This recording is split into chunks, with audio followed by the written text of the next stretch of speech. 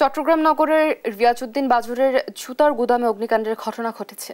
মঙ্গলবার রাতে তামাকুন্ডি লেনের রহমান ম্যানশন নামের বিপণী কেন্দ্রের জুতার গুদামে এ অগ্নিকাণ্ডের সূত্রপাত হয়। মুহূর্তেই পুরো এলাকা ধোঁয়ায় আচ্ছন্ন হয়ে পড়ে। ফায়ার সার্ভিস জানায় রাত 8:20 আগুন লাগার সংবাদ পায়। এরপর ফায়ার সার্ভিসের 5টি ইউনিট আগুন নেভাতে কাজ করে। রাত 10:15টার দিকে আগুন নিয়ন্ত্রণে আসে। ক্ষয়ক্ষতির পরিমাণ এখনো জানা যায়নি।